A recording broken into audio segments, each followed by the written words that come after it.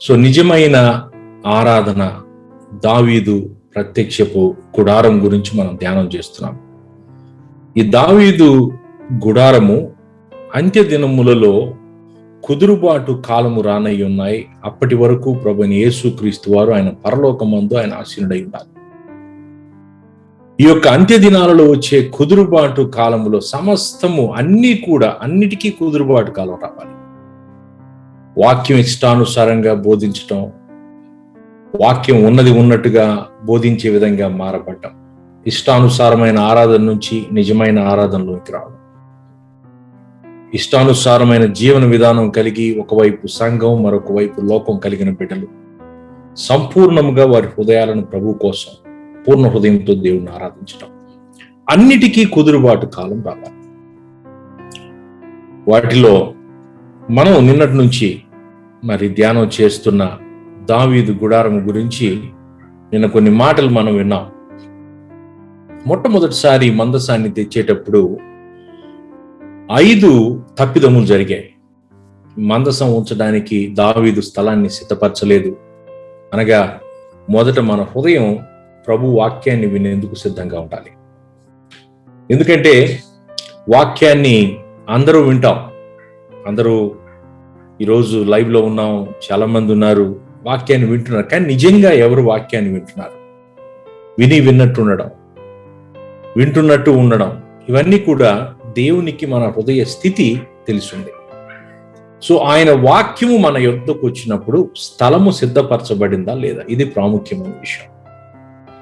వాయిద్యములు వాయించువారు, పాటలు పాడువారు సిద్ధపడలేదు. మొట్టమొదటి ఆ యొక్క 5 తప్పిదములలో రెండవది వాయిద్యాలు వాయించేవారు, పాటలు పాడువారు సిద్ధపడ్డారు.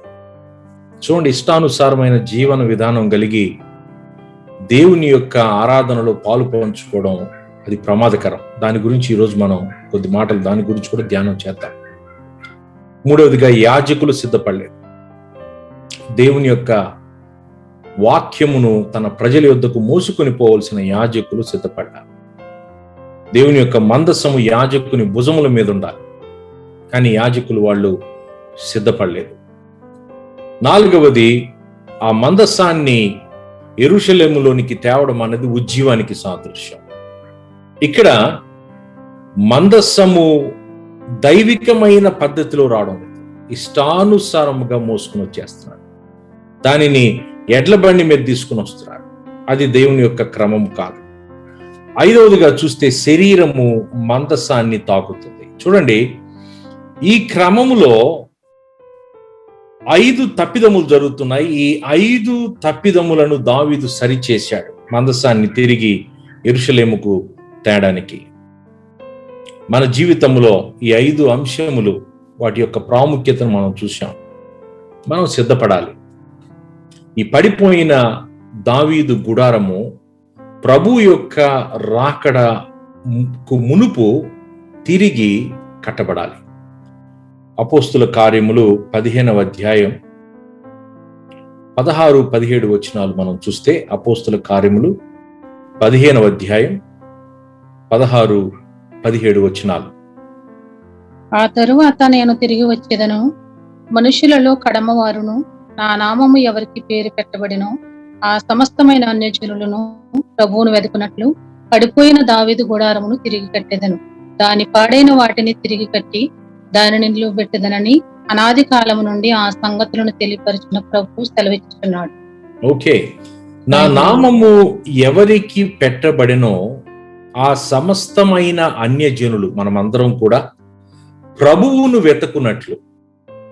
దావీదు గుడారము ఎందుకు ప్రభువు నిలబెడుతున్నాడు దాన్ని మళ్ళీ అంటే, మనము ప్రభువును వెతుకున్నట్లుగా, మన హృదయాలు ప్రభు వైపుకు చూచున్నట్లుగా, మన ఆరాధన అంతా ప్రభువుకు చెందినట్లుగా. నెబుకద్నెజరు విగ్రహాన్ని కట్టాడు, ఆరాధన నెబుకద్నెజరుకి ఇవ్వమన్నాడు. దేవుని ఎరిగిన బిడ్డలు షద్రకు, మెషకు, అబేద్నెగో, దానియేలు వీళ్ళెవరూ కూడా ఆ యొక్క నెబుకద్నెజరుకి ఆరాధన ఇవ్వాలి. ఈరోజు సినిమా పాటలు తెచ్చి రాగాలు గట్టి పాటలు పాడితే నెబుకద్నెజరుకి ఆరాధన పోతున్నట్లే. సినిమాలో ఉండే ఆ డిస్కో బీట్స్ తీసుకొని వచ్చి ప్రభు ఆరాధనలో మిళితం చేసేసి ప్రభు కోసం అన్నీ చెల్లుతాయి. నెబుకద్నెజరు ఆరాధనని స్థిరపరుస్తున్నట్టే. నెబుకద్నెజరు సాతానుకు సాదృశ్యం. వాడు ఏర్పాటు చేసుకున్న ఆ విగ్రహారాధనకి, ఈ లోకానుసారమైన విగ్రహానికి నమస్కరిస్తున్నట్టే. మన జీవితాలలో ఏది సత్యమో ఏది నిత్యమో మనం ఎరిగి ఉండాలి. ఎందుకు దావీదు గుడారము తిరిగి కడతానని దేవుడు వాగ్దానం చేశాడు? మనము ఆయనను, ప్రభువును వెతకున్నట్లుగా. దావీదు దినములలో ఆ యొక్క గుమ్మముల యొక్క దగ్గర ఆ తలుపులంట తెరిస్తే అవి పరలోకం వైపుకు తలుపులు తెరుచుకుంటాయి. తలుపులు ఎప్పుడు కూడా ఇలా తెరుచుకుంటాయి మామూలుకైతే. కానీ దావీదు దినములో ఆ తలుపులు ఎలా ఉన్నాయంటే వాటిని తీస్తే పైకి తెరుచుకుంటాయి. దట్ మీన్స్ మన స్తుతులు ఎప్పుడూ కూడా, స్తుతి ఆరాధన పరలోక సంబంధమై ఉంటాయి. మనము దేవునికి ఆరాధన ఇస్తున్నాం. మన ఆరాధన అంతటికీ అర్హుడైన ఆయన మన స్తుతుల మీద ఆసీనుడై ఉన్నాడు అన్న సత్యాన్ని మనము గుర్తించాలి. అంతేకాని ఒక మతాన్ని పట్టుకొని ఎందుకు చేస్తున్నావయ్యా, ఒక పుస్తకం పట్టుకొని ఏదో పాట ఎత్తుకుతాం, చదువు ఎందుకు చేస్తున్నారు ఈ పనులంటే మా ముందోళ్ళు చేశారు కాబట్టి చేస్తున్నాం. వాళ్ళని వెళ్ళి అడిగితే ఎవరు చెప్పారు మీకు ఇలా ఆరాధన ఉంది? వాళ్ళు చెప్పారు కాబట్టి చేస్తున్నాం. ఇది ఎక్కడికి వెళ్తుందంటే దేవుని దగ్గరికి పోవడం లేదు. ఈ లింక్ అంతా మనుషుల ఆత్మ, మనుషుల యొక్క ఇష్టానుసారమైన ప్రవక్తలతో నిన్నుంది. ఎక్కడ కూడా పరిశుద్ధాత్మని కార్యము లేదు అక్కడ. దేవుడు ఆయన ఆరాధన పట్ల ఒక ఖచ్చితమైన ఉద్దేశం కలిగి ఉన్నాడు. ఈరోజు మనం సియోనులో ఉన్న ఉన్నతమైన ఆరాధన గురించి మనం ధ్యానం చేయనై ఉన్నాం. మనం విన్న ప్రకారం దావీదు గుడారము ఇజ్రాయేలు దేశములో నూతనమైన ఒక విధమును, ఒక పద్ధతిని తెచ్చింది ఆరాధన క్రమంలో. ఈ గుడారం ముందు జరిగిన ఆరాధన గతములో జరిగిన ప్రతి ఆచారాన్ని కొట్టేసింది. జాగ్రత్త గమనించండి. ఈ సియోను పర్వతము మీద నిలబడిన గుడారము ముందు దావీదు యొక్క ఆరాధన ఇది వరకు ఇజ్రాయేలు జనాంగము అవలంబిస్తున్న ఆరాధన క్రమాన్ని మార్చివేసింది, ఆచారాలను కొట్టివేసింది. ఈ గుడారము అది రానున్న సంఘ కాలమునకు ఒక విధిని, ఒక పద్ధతిని ఏర్పాటు చేస్తుంది. ఇక్కడ చూడండి, గతంలో జరిగినవన్నీ కూడా అవి భౌతికము, క్రొత్త నిబంధనలో ఆత్మీయం. ఇజ్రాయేలు ప్రయాణము వాళ్ళు భౌతికంగా నడిచి చూపించారు. సంఘము, యాత్రికులు, పరదేశులైమున్న మనం అందరం కూడా ఆత్మీయమైన ప్రయాణంలో ఉన్నాం. వారి యొక్క శత్రువులు భౌతికం, సంఘముకు శత్రువులు ఆత్మ సంబంధం. వారి యొక్క యుద్ధోపకరణములు భౌతికం, సంఘానికి ఆత్మీయం. మనం పోరాడుతున్నది రక్త మాంసములతో కాదు. జాగ్రత్తగా ఈ మాటను మనం గమనించినట్లయితే ఆ యొక్క తేడాను మనం గుర్తించాలి. దావీదు గుడారం అది అక్కడ భౌతికంగా ఒక గుడారాన్ని దావీదు సియోను మీద నిర్మించాడు. సంఘానికి మన హృదయములో దేవుని యొక్క ఆరాధన క్రమము స్థిరపరచబడాలి. పూర్ణ హృదయముతో, ఆత్మతో, సత్యముతో ఆరాధించడం, ఆత్మ సంబంధమైన బలులు. జాగ్రత్త గమనిద్దాం. సియోనుపై ఉన్నత ఆరాధనలోని రకములు వ్యక్తపరుచు విధముల గురించి కొన్ని మాటలు మనం చూడాలి. సియోను మీద ఉన్న ఉన్నత ఆరాధనలో రకాలు, వాటిని వ్యక్తపరుచు విధములు. ఈ ఆరాధన చాలా వెలగలిగిన ఆరాధన. సియోను మీద ఉన్న ఆరాధన చాలా వెలగలిగినది. పరలోకంలో సియోను పర్వతం మీద వారికి ఒక కొత్త కీర్తన ఇవ్వబడింది. చూడండి, ప్రకటన గ్రంథం 14వ అధ్యాయం 3వ వచనం చూద్దాం. ప్రకటన గ్రంథము 14వ అధ్యాయము 3వ వచనం.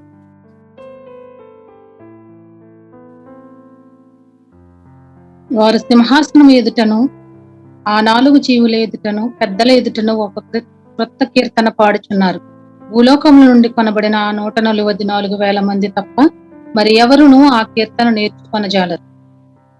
చూడండి, ఈ సన్నివేశాన్ని మనం అర్థం చేసుకుంటే పరలోకములోని సియోను పర్వతం మీద ఉన్న ఒక గుంపు వాళ్ళు ఒక కొత్త కీర్తన పాడుచున్నారు. వాళ్ళు పాడుచున్న కొత్త పాట రానున్న కాలములో ఈ పాట పాడువారు ఎవరైతే ఉన్నారో వారు తప్ప మరి ఎవ్వరూ నేర్చుకోనలేరు. రానున్న కాలములో ఈ పాట వారు తప్ప మరి ఎవరు నేర్చుకోలేరు. ఎందుకు తెలుసా? ఆ కొత్త కీర్తన వారికి ఇవ్వబడింది.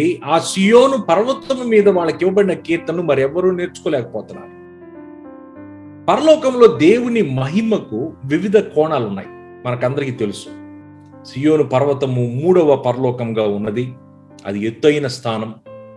దాని మీద గొర్రెపిల్ల నిలబడి ఉన్నట్టుగా మన వాక్యంలో చూస్తున్నాం. ప్రభువైన యేసు క్రీస్తు వారు ఆ యొక్క సియోను పర్వతం మీద ఉన్నారు. ఆయనతో పాటు 144,000 మంది యూదుల్లో నుంచి, ప్రకటన గ్రంథం 7వ అధ్యాయంలో చూస్తాం, 12 గోత్రాల నుంచి 144,000 మంది ఉన్నారు.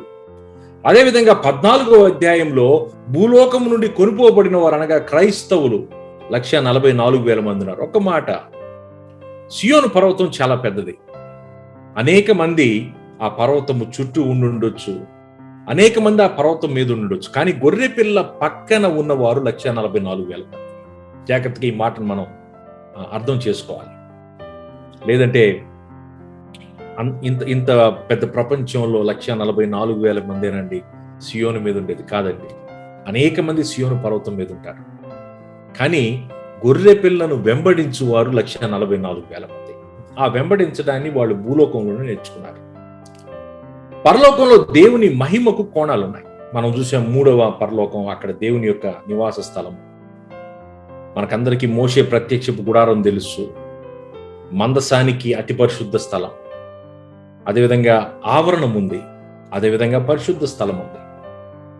ఈ 3 రకముల ఈ యొక్క మహిమ ఏ విధంగా విభజించబడిందో పరలోకము కూడా 3 స్థానాలుగా కనపడుతుంది. మనం 7వ అధ్యాయంలో చూస్తే ఒక గుంపు ఉన్నారు, లెక్క పెట్టలేనంత మంది గుంపు ఉన్నారు. లెక్క పెట్టలేనంత మంది పరలోకంలో ఉన్నారు. కానీ వాళ్ళు సియోను పర్వతం మీద ఉన్న బిడ్డలకు వీళ్లకు ఉన్న వ్యత్యాసం ఏంటో తెలుసా? సియోను మీద ఉన్న బిడ్డలు వాళ్ళు పూర్ణ హృదయంతో, పూర్ణ ఆత్మతో దేవుణ్ణి ఆరాధించడం భూమి మీద ఉన్నప్పుడే నేర్చుకున్నారు. వీళ్ళు కేవలం రక్షణలో ఆగిపోలా, పస్కా పండుగతోటి వాళ్ళు నిలిచిపోలా. వాళ్ళు చివరి వరకు వెళ్ళారు, క్రీస్తుకు కలిగిన సంపూర్ణతలోనికి మార్చబడ్డారు భూమి మీద ఉన్నప్పుడే. పరలోకములో దేవుని యొక్క మహిమకు God's glory has many stages. ప్రకటన గ్రంథంలో అనేక వచనాలు ఈ మాటతో ఏకీభవించే విధంగా ఉన్నాయి. చూడండి, ఈ మహిమలోని స్థాయిలోనికి చేరడం పరలోకంలోనికి అడుగు పెట్టాక మనం నిర్ణయించుకోలేం. ఏ మహిమలోకి వెళ్తున్నావు? నేను సియోనుకు వెళ్తున్నానా, లేక ఆ విస్తారమైన ఆ గుంపులో ఉండిపోతున్నానా, నేను ఎక్కడ నిలబడిపోతున్నాను అన్నది మనం అక్కడికి చేరాక నిర్ణయించుకోలేం. మా ఎదురు తిరిగే స్వభావం, విధేయత లేనితనం, చనిపోయిన తర్వాత పరలోకానికి వెళ్ళిన తర్వాత మార్చుకుంటానండి. పరలోకానికి వెళ్ళిన తర్వాత అక్కడ ప్రాక్టీస్ గ్రౌండ్ లేదు. ఏమి మార్చబడాలో ప్రభు కృపను బట్టి మన జీవితముల్లో అది మార్చబడాలి. గొడవలేసుకునే తనం, అల్లరితో కూడిన ఆటపాటలు, దుష్టుల ఆలోచన చొప్పున నడవడం, వాళ్ళ మాట వినటం, వాళ్లకు తగ్గట్టుగా ప్రవర్తించటం, ఇవన్నీ భూమి మీద ఉన్నప్పుడే మన బ్రతుకు మార్చబడాలి. ప్రకటన గ్రంథం 15వ అధ్యాయము 2వ వచనం నుంచి 4వ వచనం వరకు చూస్తే, ప్రకటన గ్రంథము 15వ అధ్యాయము 2 నుంచి 4 వరకు మనం చూద్దాం. ఇక్కడ ఒక ప్రత్యేకమైన గుంపు ఉన్నారు. ఇక్కడ ప్రకటన గ్రంథం 15వ అధ్యాయము 2 నుంచి 4 వరకు. మరియు అగ్నితో కలిసి ఉన్న స్ఫటికపు సముద్రము వంటిది ఒకటి నేను చూచితిని. ఆ క్రూర మృగమునకు, దాని ప్రతిమకును, దాని పేరు గల సంఖ్యకును లోబడక వాటిని జయించిన వారు దేవుని వీణులు గలవారై ఆ స్ఫటికపు సముద్రపు నొద్ద నిలిచియుండుట చూచితిని. వారు, ప్రభువా, దేవా, సర్వాధికారి, నీ క్రియలు ఘనమైనవి, ఆశ్చర్యకరమైనవి. యుగయుగములకు రాజా, నీ మార్గములు న్యాయములను సత్యములునై ఉన్నవి. ప్రభువా, నీవు మాత్రము పవిత్రుడవు. నీవు భయపడని వాడెవడు? నీ నామమును మహిమపరచని వాడెవడు? నీ న్యాయ విధులు ప్రత్యక్షపరచబడినవి కనుక జనులందరూ వచ్చి నీ సన్నిధిని నమస్కారము చేసేదరని చెప్పుచు దేవుని దాసుడగు మోషే కీర్తనయు, గొర్రెపిల్ల కీర్తనయు పాడుచున్నారు. ఓకే, ఇక్కడ అగ్నితో కలిసి ఉన్న స్ఫటికపు సముద్రము వంటిది ఒకటి యోహాను చూస్తున్నాడు. అక్కడ ఒక గుంపు నిలబడున్నారు. వాళ్ళు దేవుని దాసుడగు మోషే కీర్తనయు, గొర్రెపిల్ల కీర్తనయు వాళ్ళు పాడుచున్నారు. ఈ అగ్నితో కలిసి ఉన్న స్ఫటికపు సముద్రము వంటి ఒక ప్రాంతం అక్కడ ఉంది పరలోకములో. అక్కడ ఒక గుంపు నిలబడున్నారు. ఈ గుంపు వారు ఒక పాట కీర్తన పాడుతున్నారు. ఏం కీర్తనలు వాళ్ళు పాడుతున్నారు? ఒక కీర్తన కాదు, వాళ్ళు దేవుని దాసుడగు మోషే కీర్తన పాడుతున్నారు, గొర్రెపిల్ల కీర్తన వాళ్ళు పాడుతున్నారు. పరలోకంలో ఈ గుంపు ఈ స్థానంలో అక్కడ నిలబడున్నారండి. మోషే పాత నిబంధనకు సాదృశ్యం. మోషే సాత్వికుడు. ఈ భూమి అందంతటా ఉన్నవారిలో మోషే సాత్వికుడు అని దేవుడు చెప్పాడు. క్రీస్తు క్రొత్త నిబంధనకు సాదృశ్యం. క్రీస్తు అన్ని కాలములలో ఆయన సాత్వికుడు. చూడండి, ఈ ఇరువురు కూడా సాత్వికులు. ఎవరి పాట పాడుతున్నవారు? సాత్వికమును భూమి మీదే నేర్చుకున్నవారు. మోషే కీర్తనను, గొర్రెపిల్ల కీర్తనను ఎవరు పాడగలరు? కేవలం సాత్వికమును ఈ భూమి మీద నేర్చుకున్న వారు మాత్రమే పాడగలరు. భూమిపై నేర్చుకొనుటను వ్యతిరేకించి పరలోకంలో ఆ పాటను పాడడం అసంభవం. భూమి మీద సాత్వికాన్ని వ్యతిరేకించి పరలోకములో సాత్వికానికి సంబంధించిన పాటను పాడడం జరగని పని. సాత్వికము అంటే ఎదురు చెప్పని నోరు, ఎదురు తిరగంది. గొర్రెపిల్లని అందుకే గొర్రెపిల్లతో పోలుస్తారు. గొర్రెపిల్ల ఏంటో తెలుసా? గొర్రెపిల్ల ఎదురు చెప్పదు. మేక పోట్లాట, మేక గొడవ చేస్తుంది, మేక పైకి వస్తుంది. కానీ గొర్రెపిల్ల చూడండి, కసాయి వాడు తీసుకుని వెళ్తున్న వాడితో పాటు వెళ్తాడు. మనల్ని గొర్రెలుగా దేవుడు మనం పిలుస్తున్నాడు. అటువంటి స్వభావంలోనికి మనం వెళ్ళాలి. చూడండి, ఎంతకాలం ఇంకా ఆ పాటలు పాడుచున్న వారు, వాళ్ళు మోషే కీర్తన పాడుచున్నారు, గొర్రెపిల్ల కీర్తన పాడుచున్నారు. వీరిరువురు కూడా సాత్వికులు. ఈ సాత్వికాన్ని వాళ్ళు భూమి మీదే నేర్చుకున్నారు. భూమి మీద నేర్చుకోవడాన్ని వ్యతిరేకించిన వాళ్ళు పరలోకంలో ఆ పాటను వాళ్ళు పాడలేరు. భూమిపై గొర్రె పిల్లను వెంబడించడం నేర్చుకుని వాళ్ళు నిత్యత్వంలో గొర్రె పిల్లను వెంబడించువారుగా వాళ్ళు కనపడరు. ఇక్కడ ప్రభువును వెంబడించడం మనం నేర్చుకోకపోతే పరలోకములో మనం గొర్రె పిల్లను వెంబడించలేం. ఇక్కడ ప్రభువును వెంబడించడం నేర్చుకున్న బిడ్డలు సియోను పర్వతము మీద గొర్రె పిల్లను వెంబడించువారుగా ఆయన ఎక్కడకు వెళితే అక్కడకు వెళుతున్నారు. ప్రకటన గ్రంథము 14వ అధ్యాయం 4వ వచనం చూద్దాం. ప్రకటన గ్రంథము 14, ప్రకటన 14:4. మీరు స్త్రీ సాంగత్యమున అపవిత్రులు కాని వారును స్త్రీ సాంగత్యమును ఎరుగని వారునై ఉండి గొర్రెపిల్ల ఎక్కడికి పోవును అక్కడికెల్లా ఆయనను వెంబడింతురు. వీరు దేవుని కొరకును గొర్రెపిల్ల కొరకును ప్రథమ ఫలముగా ఉండుటకై మనుషుల నుండి కొనబడిన వారు. జగత గమనించండి, నిజమైన సియోను ఆరాధన చాలా విలువ కలిగినది, చాలా వెలగలిగినది. ఈ బలి ఎలా ఉందో తెలుసా? దేవునికి పరిమళ సువాసనముగా ఉన్నది. పరిమళ సువాసన. ఆ ఆరాధన దేవునికి ఒక పరిమళ సువాసనగా ఉన్నది. ఈ సియోను ఆరాధన ఉన్నతమైన ఆరాధన. సాత్వికమును నేర్చుకున్న బిడ్డలు పాడు పాట, గొర్రె పిల్లను వెంబడించడం వారు పాడు పాట. ఈ ఆరాధన దేవుణ్ణి పూర్ణ హృదయముతో ఆరాధించు వారు మాత్రమే చేయగలుగు ఆరాధన. శబ్దాలు ఏముంది, అందరూ చేస్తారు. నిన్న మనం చూచిన రీతిగా గొంతు సవరించుకొని చక్కగా పాటలు పాడేవాళ్ళు అనేక మంది ఉన్నారు. అనేక దేవుని పాటలు దేవుణ్ణి ఎరుగని వారి చేత కూడా మన వాళ్ళు డబ్బులు కట్టి పాడిస్తారు. దాన్ని మన వాళ్ళు వింటారు సీడీలు పెట్టుకొని. పలాని ఆయన విన్నాడు, వాళ్ళ పేర్లు నేను ఇక్కడ చెప్పాల్సిన అవసరం కూడా లేదు. ఆ సినిమాల్లో పాడే ఆయన పాడాడండి, అది ఘనత మన వాళ్ళకు. ఉన్నతమైన ఆరాధనలో ఆర్టిస్టులు లేరు. ఆర్టిస్టులు కాదు, పర్ఫార్మెన్స్ కాదు, ప్రజెన్స్ కోసం ముందుకు వెళ్ళువారే. పూర్ణ హృదయముతో, పూర్ణ ఆత్మతో, పూర్ణ మనస్సుతో దేవుణ్ణి ఆరాధించడం, దేవుణ్ణి ప్రేమించడం మనం భూమి మీద ఉన్నప్పుడే మనం నేర్చుకోవాలి. ఈ ఆరాధనను దేవుణ్ణి పూర్ణ హృదయంతో ఆరాధించువారు మాత్రమే చేయగలుగు ఆరాధన. దేవుని వెంబడించాలి. కీర్తనలు 63వ కీర్తన 8వ వచనం చూద్దాం. 63వ కీర్తన 8వ వచనం.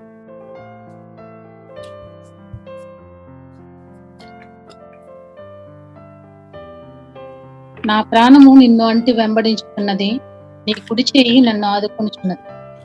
నా ప్రాణము నిన్ను అంటి వెంబడించుచున్నది, నీ కుడి చేయి నన్ను ఆదుకొనుచున్నది. ఇక్కడ ఆయనను అంటి వెంబడించడము మనము భూమి మీద ఉన్నప్పుడే మన జీవితాల్లో ఆ పరిస్థితి చోటు చేసుకోవాలి. నా ప్రాణము నిన్ను అంటి వెంబడించుచున్నది. ఆయనను వెంబడించడం మనం భూమి మీదనే మనం నేర్చుకోవాలి. చూడండి, నిజమైన ఆరాధనకు ఒక ఉదాహరణ మనం బైబిల్లో చూస్తే, బేతనీయకు చెందిన మరియా అటువంటి ఆరాధనను మనకు చూపిస్తున్నది. లాజరస్ యొక్క సహోదరి. యోహాను సువార్త 12వ అధ్యాయం 3వ వచనం చూద్దాం. యోహాను సువార్త 12వ అధ్యాయం 3వ వచనం. అప్పుడు మరియు మిక్కిలి విలువగల అప్పుడు మరియా మిక్కిలి విలువగల అచ్చట జటామాంసి అత్తరు ఒక్క సేరున్నర ఎత్తు తీసుకుని యేసు పాదములకు పూసి తన తల వెంట్రుకలతో ఆయన పాదములు తుడిచెను. ఇల్లు ఆ అత్తరు వాసనతో నిండెను. చూడండి, నిజమైన ఆరాధన నీవు ప్రేమించుచున్న వారి పాదములను ముద్దాడుటకు సాదృశ్యంగా ఉంది. నీవు హృదయం అంతటితో నీవు ప్రేమిస్తేనే నీవు నిన్ను సృష్టించిన సృష్టికర్త పాదముల దగ్గరికి నీవు చేరతావు. ఇది ఆరాధనలో భాగం. మన యొక్క చూపు ఆయన వైపు ఉండాలి. జనాలు ఎలా చూస్తున్నారు, ఈ పాట పాడిన తర్వాత వాళ్ళు ఏమనుకుంటారు? అనేక మంది అంటారు, నేను బాగా పాడలేకపోయానండి, భయం వేసేసిందండి. ఇవన్నీ కూడా లోకానుసారమైన పాటల ప్రోగ్రాంలో మాట్లాడుకోవచ్చు. నీ గొంతు ప్రాముఖ్యం కాదు. మంచి గొంతు దేవుడు ఇస్తాడు పాటలు పాడేందుకు, మంచిగా పాటలు పాడే అభిషేకాన్ని దేవుడు ఇస్తాడు. కొంతమందిని ప్రభు పాటలు పాడడానికి ప్రభు మంచి గొంతునిచ్చి సృష్టించుంటాడు, దాంట్లో తప్పులేదు. కానీ ఇక్కడ గొంతు కంటే కూడా హృదయం ప్రాముఖ్యం. నిజమైన ఆరాధన నీవు ప్రేమించుచున్న వారి పాదములను ముద్దాడుటకు సాదృశ్యం. నేను ఒక మీటింగ్లో అనుకుంటాను, నేను ఒకసారి గొంతు సరిగా లేని ఒక సహోదరి ఆరాధన నడిపిస్తుంటే వినువారు కన్నీటి పర్వం అయిపోయారు. తన మీద ఉన్న అభిషేకం, ఆ గొంతులో ఏమి అంత స్పెషల్ ఏం లేదు, కానీ తన హృదయంలో ఉంది స్పెషల్. ఏంటో తెలుసా? తను పూర్ణ హృదయముతో దేవుణ్ణి ఆరాధించడం తనకు తెలుసు.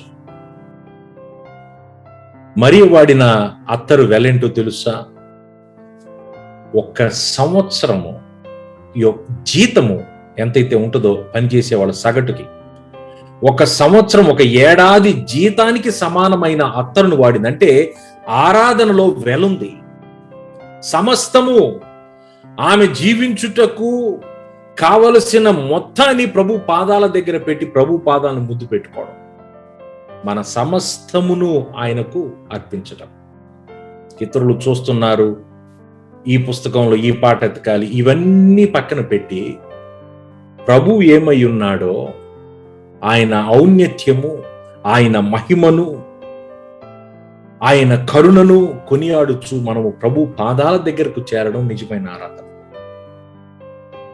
చూడండి, కీర్తనలు 65:1 చూద్దాం. కీర్తనలు 65:1. Psalm 65:1. దేవా, సియోనులో మౌనంగా నుండుట నీకు స్తుతి చెల్లించితే నీకు మ్రొక్కుబడి చెల్లింపవలసి ఉన్నది. చూడండి, ఇంగ్లీష్ లో ఈ మాట చాలా చక్కగా రాయబడింది. ఎవరైనా ఇంగ్లీష్ చదువుతారా? Maybe it will be good. Psalms 65:1. కీర్తనలు 65:1. Praise waiteth for thee, O God, in Zion, and unto thee shall the vow be performed. It says, praise waiteth for thee. నీ కొరకు స్తుతి వేచి ఉన్నది అని దాని అర్థం. తెలుగులో ట్రాన్స్లేషన్ లో అది నేను తప్పని అన్ను, కానీ వేరే క్రమంలో ఆ దినాల్లో ఆ విధంగా రాశారు. Praise waiteth for the. దేవా, సియోనులో మౌనముగా నుండుట. మౌనంగా ఉండడానికి లేం మేము, ఎందుకంటే వేచి ఉన్నాం. ఎప్పుడెప్పుడు స్తుతులు చెల్లించాల ప్రభు కన్నా. సియోనులో స్తుతి నీకై వేచి ఉన్నది. ఎంత గొప్ప మాట! సియోనులో స్తుతి మనుషుల మనల కోసం వేచి లేదు, దేవుని కోసం వేచి ఉంది. సియోనులో స్తుతి నా పేరు ఎప్పుడు వస్తుందని వేచి ఉండడంలా, సమయము దొరికితే ప్రభు కోసం స్తుతించాలన్నదే ఆశ. అంతేగాని పాట పాడే అవకాశం ఇవ్వకపోతే ఎవరిని వారిని సిలువేయడం కాదు. ఎవరి కోసం పాడుతున్నాం, ఎవరి కోసం స్తుతులు చెల్లిస్తున్నాం? మనలో మార్పు రావాలి. నేను అనేక మంది దైవజనుల దగ్గర వినే మాట ఏందో తెలుసా? అనేక మంది పాస్టర్ల దగ్గరికి, కొన్ని వందల మంది దైవజనుల్ని కలుస్తూ ఉంటాం. ఒకటి పాటల టీం సంఘాన్ని కూల్చాలి అంటే కూల్చేయగలరు, సంఘాన్ని ఎత్తి పెట్టాలంటే ఎత్తి పెట్టగలరు. దానికి గల కారణం ఏంటో తెలుసా? వాళ్ళు మొత్తాన్ని ఆధీనంలో తీసుకున్నారు. సమస్తము కూడా శరీరమే. ఒక దైవజనుడిని పడవేయాలి, సంఘాన్ని పాడు చేయాలంటే పాడు చేయగలరు, ఆ సంఘాన్ని పైకెత్తాలంటే ఎత్తగలరు. అంత మానవ ప్రయత్నమే, అంత శరీరం. ఎందుకు పాట పాడుతున్నాం? ఎందుకు స్తుతులు చెల్లిస్తున్నాం? ఏంటి నిజమైన ఆరాధన? వీటి యొక్క అవసరత లేదు. కానీ ఇక్కడ సియోనులో స్తుతి నీకై వేచి ఉన్నది, మేము నీ కొరకు వేచి ఉన్నాం నాయన. స్తుతులు చెల్లించేందుకు నిజమైన స్తుతి ప్రభువు కొరకు మనం చెల్లించాలి. నిజమైన స్తుతి అర్పణలు ప్రభు కోసం వేచి ఉండాలి. అయ్యా ప్రభు, ఇదిగో నీ కొరకు నాయన మేము ఈ స్తుతులు చెల్లించేందుకు సిద్ధంగా ఉన్నాం. స్తుతికి మరియు ఆరాధనకు వ్యత్యాసం ఉంది. ప్రైజ్ అండ్ వర్షిప్, దాన్ని కూడా మనం కొద్ది మాటలు చూద్దాం. స్తుతి వేరు, ఆరాధన వేరు, వాటికి వ్యత్యాసం ఉంది. స్తుతిలో అనేక విధములుగా భావములను వ్యక్తపరుచుట మన వాక్యంలో చూస్తాం. స్తుతిలో అనేక విధములుగా భావములను వ్యక్తపరచడం మనం వాక్యంలో చూస్తాం. ఆ మాటలు కూడా మనం త్వరలో చూడనున్నాం. ఈ వ్యక్తపరచునవి మన మనస్సు అనగా మన ప్రాణము నుండి వచ్చినవి. చప్పట్లు కొట్టడం, నాట్యం ఆడటం, ఇవన్నీ కూడా మన మనస్సులో నుండి రావాలి. అంతేగాని సినిమా పాట లాంటి పాటలు ఒకటి తయారు చేసి మేకప్లు వేసేసి అంతా లోకాన్ని తలపించే రీతిలో డ్యాన్సులు వేయించి స్టేజ్ల మీద ఎక్కించడం కాదు. స్టేజ్ మీదకి ఎక్కాల్సిన అవసరం లేదు డ్యాన్స్ చేయడానికి. ఆ డ్యాన్స్కి ఈ డ్యాన్స్కి చాలా వ్యత్యాసం ఉంది. ఇజ్రాయెల్లో ఉన్న బిడ్డలు అనేక సార్లు కోటల దగ్గర చూస్తారు డ్యాన్స్. వాళ్ళ యొక్క డ్యాన్స్లో ఎక్కడ కూడా ఈ లోకానుసారమైన డ్యాన్స్ కనపడదు. ఆ డ్యాన్సే డిఫరెంట్. అది దావీదు నాట్యము డిఫరెంట్. అనేక మంది బిడ్డలు అటువంటి దైవికమైన భయభక్తులు కలిగిన నాట్యం అది. దేవుని ముందు నాట్యం ఆడటం. అంతేగాని ఇవాళ రేపు మనం లోకంలో చూస్తున్న ఈ డ్యాన్సులకి ఎటువంటి సంబంధం లేదండి. దావీదు తెలియజేసిన రీతిగా కీర్తనలు 103:1 చూద్దాం. కీర్తనలు 103:1.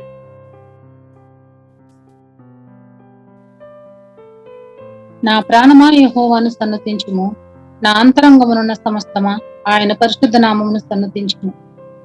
నా ప్రాణమా యెహోవాను సన్నుతించుము, నా అంతరంగమునున్న సమస్తమా ఆయన పరిశుద్ధ నామమును సన్నుతించుము. ఈ మాటలు కుర్చీలో కూర్చొని పుస్తకం ముందు పెట్టుకొని నోరు మూసుకున్నట్టుగా కనపడడంలా. ఈ మాటలో చాలా అర్థం కనపడుతుంది. మనకు చాలా లోతైన మాట కనపడుతుంది. జాగ్రత్తగా ఈ మాట మనం గమనించాలి. ఒక లోతైన అర్థం ఇక్కడ ఉంది. ఏంటో తెలుసా?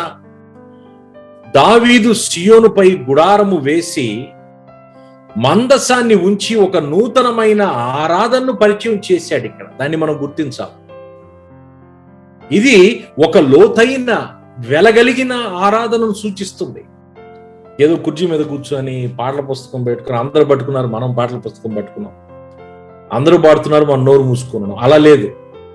నా ప్రాణమా యెహోవాను సన్నుతించుము, నా అంతరంగములోనున్న సమస్తమా ఆయన పరిశుద్ధ నామమును సన్నుతించుము. నా ప్రాణమా యెహోవాను సన్నుతించుము. దావీదు సియోనుపై గుడారాన్ని వేసి మందసాన్ని ఉంచి ఒక నూతనమైన ఆరాధన క్రమాన్ని తీసుకుని వచ్చాడు. గుడారం ముందు పరిచర్యలను జరిగించడానికి పరిచారకుల్ని నియమించాడు. మందసం ముందు పరిచర్య చేయడానికి, కృతజ్ఞతాస్తుతులు చెల్లించడానికి లేవీయుల్ని నియమించాడు ఆయన. గుడారం ముందు పరిచర్యలు జరిగించడానికి పరిచారకుల్ని పెట్టాడు. మందసం ముందు పరిచర్య చేయడానికి, కృతజ్ఞతాస్తుతులు చెల్లించడానికి లేవీయుల్ని నియమించాడు. మొదటి దినవృత్తాంతములు 16వ అధ్యాయం 4వ వచనం చూద్దాం. మొదటి దినవృత్తాంతములు 16వ అధ్యాయము 4వ వచనం. మరియు అతడు యెహోవా మందసము ఎదుట సేవ చేయొచ్చు ఇశ్రాయేలుల దేవుడని యెహోవాను ప్రసిద్ధి చేయుటకును వందించుటకును ఆయనకు స్తోత్రములు చెల్లించుటకును లేవీయులలో కొందరును నియమించెను. మరియు అతడు యెహోవా మందసము ఎదుట సేవ చేయుచు ఇశ్రాయేలీయుల దేవుడైన యెహోవాను ప్రసిద్ధి చేయుటకును వందించుటకును, వందనములు చెల్లించడానికి, ఆయనకు స్తోత్రములు చెల్లించడానికి లేవీయుల్లో కొందరిని నియమించాడండి దావీదు. ఈ పని ఇది వరకు ఎప్పుడూ జరగలేదు. దావీదు ఒక క్రమాన్ని తీసుకొని వచ్చాడు. ఆ క్రమము సంఘానికి ఒక విధిని నియమిస్తుంది. ఈ దావీదు గుడారము తిరిగి ఎందుకు కట్టబడాలి అనంటే అది మన కొరకు వేయబడిన ఒక మార్గంగా కనపడుతుంది. ఇది వరకు ఆరాధన జరగల. ఇది వరకు తన ముందున్న వారు ఆ క్రమాన్ని తీసుకురాల. ఇక్కడ ఆయన ఏం చేశాడో తెలుసా? యెహోవా మందసము ఎదుట సేవ చేయొచ్చు ఇశ్రాయేలీయులైన దేవుడైన యెహోవాను ప్రసిద్ధి చేయుటకు. మన ఆరాధనలో దేవుడు ప్రసిద్ధి చేయబడాల. చాలాసార్లు స్తుతి ఆరాధన అంతా కూడా మనకు సంబంధించింది అయి ఉంటుంది. అయ్యా నేను ఇటువంటి వాడిని, అయ్యా పేదవాడిని, అయ్యా వాళ్ళని పోగొట్టుకున్నా, నీళ్ళని పోగొట్టుకున్నా. ఇవన్నీ ప్రభువు తెలుసు. ప్రార్థనలో అవన్నీ మనం చేస్తూ ఉంటాం.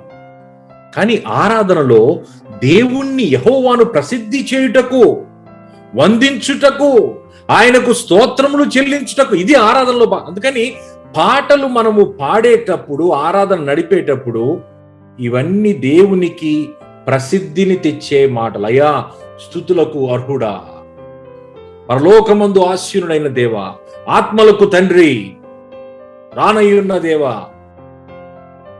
సమస్తమును సృష్టించిన సర్వ సృష్టికర్త, సర్వోన్నతుడా, సర్వ సృష్టికర్త దేవుణ్ణి యెహోవాను ప్రసిద్ధి చేయుటకు ఆరాధన ఉండాలి. అయ్యా పేదవాడిని, అయ్యా అన్ని ఉన్నా, అయ్యా ఏమీ లేవు, ఏంటి గోల? జాగ్రత్త గమనించండి. చాలా సినిమా పాటలు కూడా మన కన్నీరు తెస్తాయి. అంత మాత్రాన ఇది దేవునికి ఇష్టమైన ఆరాధన కాదు. చాలా సినిమా పాటలు, ఆ పాటలు దూరం నుంచి ఎవరైనా వింటుంటే కన్నీరు గార్చే వాళ్ళు ఉన్నారు. అంత మాత్రాన దేవుని యొక్క అభిషేకము, దేవుని యొక్క ఇష్టానుసారమైన పరిమళ సువాసనగా స్తుతి ఆరాధన ఉన్నదా? నో. ఇంకొక మాటలో చెప్పాలంటే వచ్చి చక్కగా రాగం గట్టి పాటలు పాడి మళ్ళీ వీళ్ళు అదే పాపంలో ఉండే పాటలు పాడే వాళ్ళు కూడా ఉన్నారు. దావీదు సంఘానికి ఒక విధిని నియమిస్తున్నాడు. ఈ విధంగా ఆయన చేయడం ఇజ్రాయేలు చరిత్రలో కొత్త విధాన్ని తీసుకొని వచ్చింది. నూతనమైన శకం. ఈ నూతనమైన ఆరాధన క్రమము మన జీవితాల్లో రావాలి. చూడండి, కీర్తనలు 22:3 వచనము. కీర్తనలు 22:3. నీవు ఇశ్రాయేలు చేయు స్తోత్రముల మీద ఆసీనుడివై ఉన్నావు. నీవు ఇశ్రాయేలు చేయు స్తోత్రముల మీద ఆసీనుడివై ఉన్నావు. చూడండి, ఇక్కడ ఆసీనుడగుట, ఆసీనుడవై ఉన్నావు, ఆసీనుడవు, ఆసీనుడగుట అన్న మాటకు అర్థం ఏంటో తెలుసా? సింహము తన వేటపై కూర్చున్న సందర్భాన్ని, అది ఒక ఏదైనా వేటాడి జంతువును ఆ వేట మీద తన 2 కాళ్ళతో ఏ విధంగా అయితే ఆసీనుడై ఉంటాడో, సింహము ఆ విధంగా దాని మీద ఆసీనుడై ఉన్నాడు. దేవుడు మన ఆరాధన, నిజమైన ఆరాధన మీద దేవుడు ఆసీనుడై ఉండాలని ప్రభు ఇష్టపడుతున్నాడు. కానీ ఆ నిజమైన ఆరాధనను చెల్లించేందుకు మన హృదయాలు సిద్ధంగా ఉన్నాయా? నిజమైన ఆరాధనపై త్వరగా అదే విధంగా దేవుడు ఆసీనుడు అవ్వాలని ప్రభు ఇష్టపడుతున్నాడు.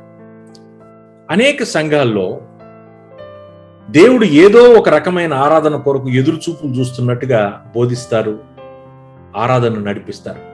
ఏదో ఒక రకం ఇష్టానుసారమైన వాయిద్యాలు, ఇష్టానుసారమైన పాటలు, త్వరగా క్రమక్రమంగా ఒక్కొక్క పాటను ఎంచుకోవడం, అది పాడడం, ఆ తర్వాత కొద్ది గ్యాప్, ఈ గ్యాప్లో మళ్ళీ మ్యూజిక్ అంతా సెట్ చేసుకోవాలా, ఆ కొద్దిసేపట్లో మళ్ళీ వీళ్ళంతా పాడే వాళ్ళంతా మళ్ళీ సిద్ధపడాలా, ఆ గ్యాప్ తర్వాత మళ్ళీ ఇంకొక పాట. దేవుడు ఏదో మన ఆరాధన కోసం ఆయన వెయిట్ చేస్తున్నట్టు. చూడండి, నిజమైన స్తుతి ఆరాధనలో ఒక సింహము వేట మీద ఏ విధంగా అయితే ఆసీనుడై ఉంటాడో అదే విధంగా ప్రభువు మన స్తుతుల మీద ఆయన ఆసీనుడై ఉండాలని ప్రభు కోరుకుంటాడు. నిజమైన స్తుతి ఆరాధన ఇది ప్రాముఖ్యం. అనేక సంఘాల్లో గంటల తరబడి ఆరాధన చేసి బయటికి వెళ్ళి పాపపు జీవితం జీవించు వారిగా ఉన్నారు అనేక మంది. ఇది నిజమైన ఆరాధన కాదు. ఒక దైవజనుడు ఒక వర్షిప్ టీమును భయంకరంగా తిడుతూ ఉన్నాడు వీడియోలో. నేను లండన్లో ఉన్నాను ఆ టైంలో. ఉన్నప్పుడు ఆయనకి ఫోన్ చేసి, అయ్యా మీరు కోప్పడుతున్నారు, కానీ ఆ కోపంలో కొంచెం దుర్భాషలు, తప్పుడు మాటలు లేకుండా ఉండాలి, సేవకులు మనం అట్లాంటి మాటలు వాడకూడదని. అంటే వాళ్ళు ఏం చేశారో తెలుసా అండి? వాళ్ళు పాటలు పాడి నా ముందే నడుచుకుంటూ వెళ్ళిపోయి ఆ ఎదురుగా ఉన్న సిగరెట్ షాప్లోకి వెళ్ళి అక్కడ సిగరెట్లు తాగుతున్నారండి. వాళ్ళు ఎందుకు స్టేజ్ ఎక్కి దేవుణ్ణి ఆరాధిస్తున్నారో నాకు తెలియదు. ఎందుకు వాళ్ళు సిగరెట్లు తాగాలి, ఎందుకు వెళ్ళి మళ్ళీ పాటలు పాడాలి, ఏంటి వాళ్ళు చేస్తున్నది? పరిశుద్ధమైన ఆరాధన వాళ్ళు ఇవ్వడం లేదయ్యా అని ఆయన కోపడుతున్నాడు. ఆయన అన్న మాటలతో నేను ఏకీభవించను, కానీ నిజంగా అనేక సంఘాల్లో అటువంటి పరిస్థితి ఉంది. మరొకటి సమాధానము లేకుండా, సమాధాన హృదయం లేకుండా ఆరాధన చెల్లించడం, లేకపోతే అర్పణ చెల్లించడం. పాస్టర్ గారితో తగాదా, కొట్లాట, కానీ అవకాశం వస్తే ముందు నిలబడి పాట పాడాలి. సంఘంలో అనేక మందితో సమాధానం ఉండదు, కానీ దేవునితో సమాధాన పడేందుకు మాత్రం పరిగెత్తుకుంటూ రావడం. ఆరాధనలో మొట్టమొదటి నిలబడి పాట పాడాలి. చూడండి, దేవుడు ఏమంటున్నాడు? నీ అర్పణను మొదట అక్కడ విడిచిపెట్టి నీవు వెళ్ళి నీ సహోదరితో లేక సహోదరితో సమాధానపడి అప్పుడు వచ్చి నీ అర్పణని చెల్లించు. నువ్వు ఎంత మంచి పాట రాసుకున్నా, ఎంత మంచిగా పాడాలని సిద్ధపడి వచ్చినా సమాధానము లేకుండా అక్కడ దేవుని యొక్క సన్నిధిలో నిలబడి సమాధాన కర్తయ్యకు దేవుని స్తుతించడం కష్టం. It's not possible. ఇది సరైన విధం కాదు. దేవుడు తాను పొందుకునే ఆరాధనపై ఆయన ఒక ఖచ్చితమైన గురి కలిగి ఉన్నాడు. ఆయనకు ఈ విధమైన ఆరాధన కావాలి అని దేవుడు వాక్యంలో తెలియచేశాడు. చూడండి, అహరోను కుమారులు నాదాబు, అబీహులు అన్యాగ్నిని తెచ్చి ధూపార్తిని వెలిగించారు. ఎక్కడి నుంచి తెచ్చారో అగ్నిని తీసుకుని వచ్చేసారు. వాళ్ళిద్దరూ దేవుని సముఖమందు చనిపోయారండి. చూడండి, అగ్నిని బలిపీఠం దగ్గర నుంచి తీసుకోవాలి అంటే అక్కడ వాడే ప్రతి పదార్థము దైవ సంబంధమైనదే అయి ఉండాలి. దేవుని మాటలు ఉండాలి, అభిషేకములో దేవుని ఆరాధన జరగాలి, ఆత్మ దేవుని నడిపింపులో ఆత్మతో సత్యముతో ఆరాధన చేయాలి. కానీ వీళ్ళు ఎక్కడి నుంచో అగ్నిని తీసుకుని వచ్చేసారు. అదే నిన్న మాట్లాడుతూ చెప్పాను. నేను కొన్ని దగ్గరకు వెళ్తే ఆ డ్రమ్ము కొట్టేదాన్ని బట్టి చప్పట్లు, ఆత్మ దిగి వస్తుంది. ఆ డ్రమ్ ఆగిపోతే వాళ్ళు ఆగిపోతుంది. ఇక్కడ అభిషేకాన్ని డ్రమ్ము తెస్తున్నట్ట, లేకపోతే దేవుడు నిజంగానే సింహము వలె ఆయన ఆశీనుడై ఉన్నట్ట ఆరాధన మీద? ఎవరికి తెలియదు. ఆరాధనలో క్రమం రావాలి. ఇక్కడ ప్రధాన యాజకుడైన అహరోను కుమారుని దేవుడు వదిలిపెట్టల. చూడండి, లేవి కాండము 10వ అధ్యాయం 1-2 వచనాలు చూద్దాం. లేవి కాండము 10వ అధ్యాయం 1-2 వచనాలు. అహరోను కుమారులైన నాదాబు, అబీహులు తమ తమ ధూపార్తులను తీసుకుని వాటిలో నిప్పులుంచి వాటి మీద ధూపద్రవ్యం వేసి యెహోవా తమకు ఆజ్ఞాపించిన వేరొక అగ్నిని ఆయన సన్నిధికి తేగా యెహోవా సన్నిధి నుండి అగ్ని బయలుదేరి వారిని కాల్చివేసెను. వారు యెహోవా సన్నిధిని మృతి పొందిరి. వాళ్ళు ఏం చేశారో తెలుసా? తమ తమ ధూపార్తులను తీసుకొని వాటిలో నిప్పులుంచి వాటి మీద ధూప ద్రవ్యము వేసి యెహోవా తమకు ఆజ్ఞాపించని వేరొక అగ్నిని ఆయన సన్నిధికి తేట. వేరొక అగ్ని. ఈరోజు వేరొక అగ్ని సంఘాల్లోకి వచ్చింది.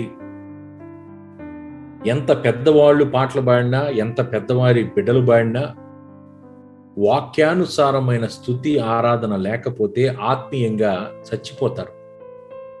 ఆత్మీయంగా అదే సమయంలో దేవుని యొక్క ఉగ్రతను చూస్తాం. ఆత్మీయంగా, శారీరకంగా బతికి ఉండొచ్చు, కానీ ఆత్మీయంగా చనిపోయిన వాళ్ళు అనేక మంది ఉన్నారు.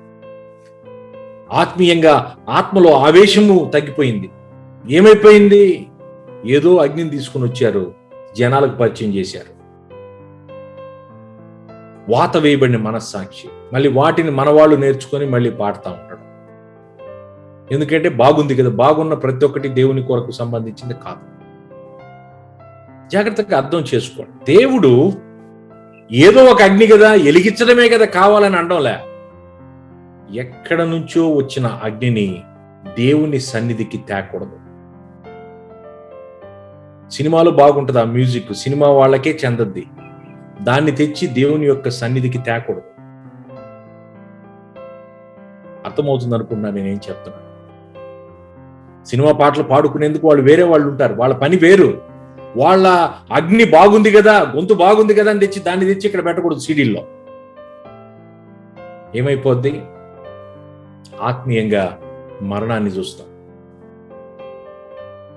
దేవుడు ఆరాధన పట్ల ఉన్నతమైన ఉద్దేశం. ఆయన ఒక వివక్ష అనొచ్చు.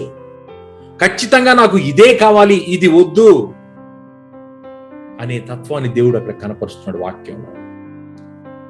ఈ దినాల్లో కూడా అనేక రకాలుగా అన్యాజ్ఞని వాళ్ళు వేస్తున్నారు.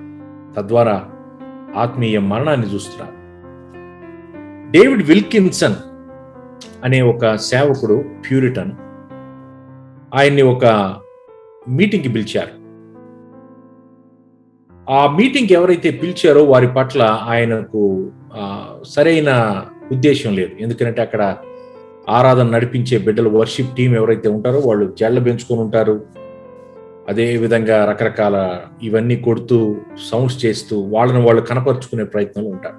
చినిగిపోయిన జీన్స్లు, గన్ షాట్, అంటే ఇప్పుడు అది ఫ్యాషన్ కదా, అటువంటి పద్ధతిలో ఒక క్రిస్టియన్ రాక్ బ్యాండ్ అని వాళ్ళు నడుపుతున్నారు. ఈ విల్కిన్సన్ గారికి అటువంటి పద్ధతులు కానీ అటువంటి ఆరాధన క్రమం ఆయనకు నచ్చదు.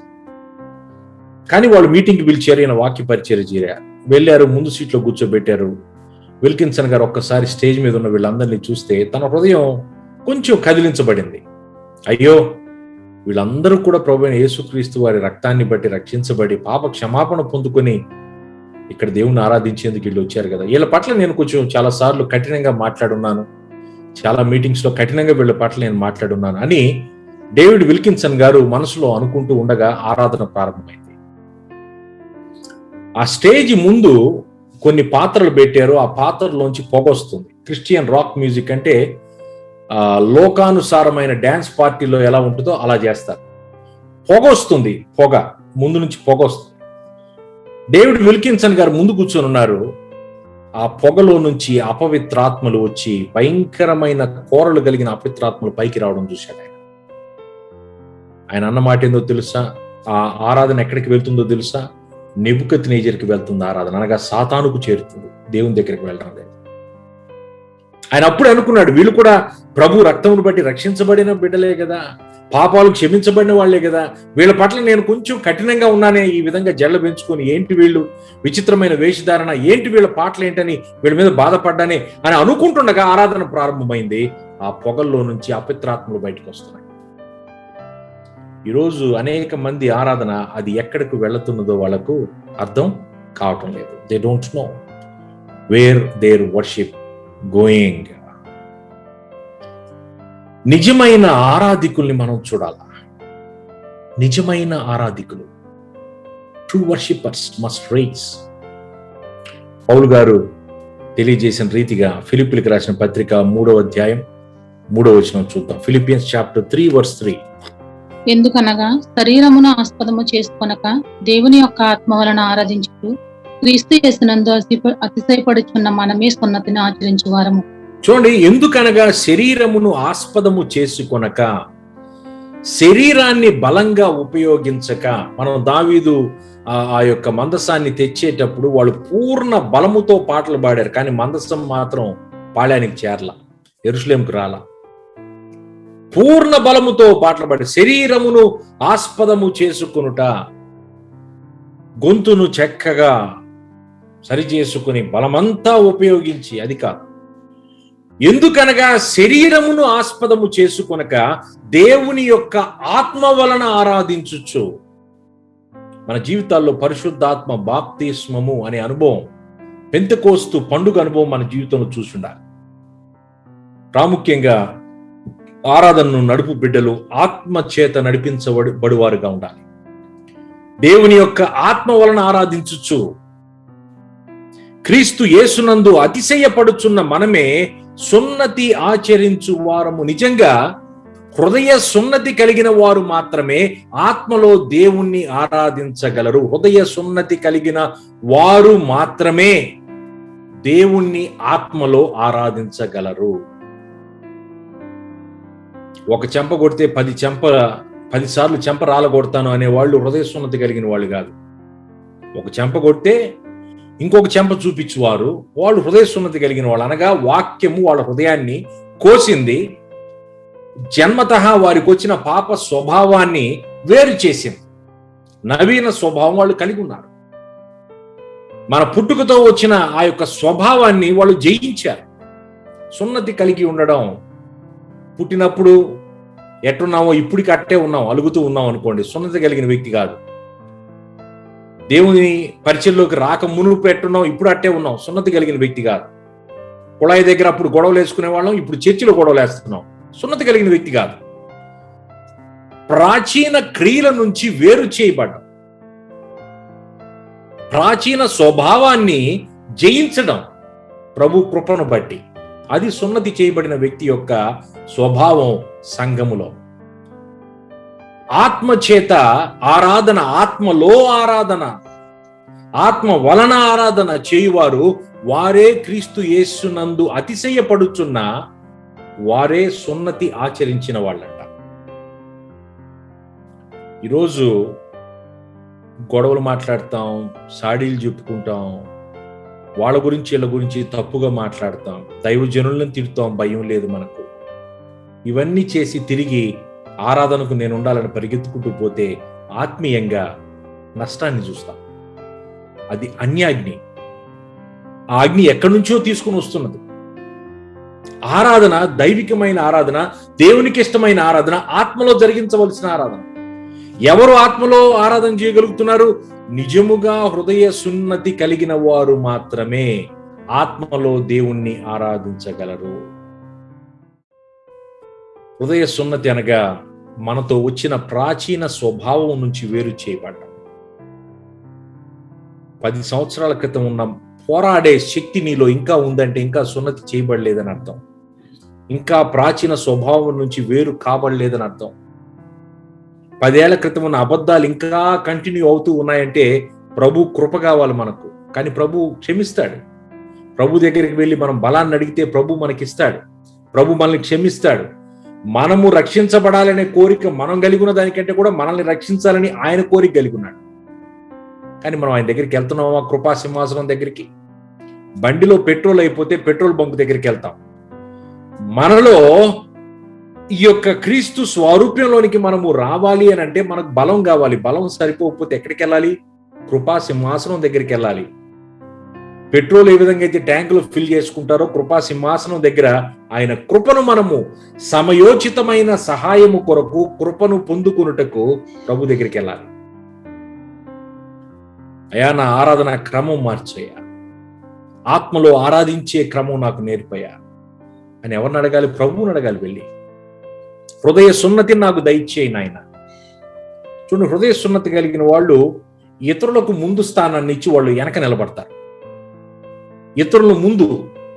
ఇతరులు ఫస్ట్. ఇతరులు మీరంతా తిన్నారా లేదా, మీరంతా అయిపోయిందా లేదా చూసుకున్న తర్వాత లాస్ట్లో నేను వస్తానంటారు.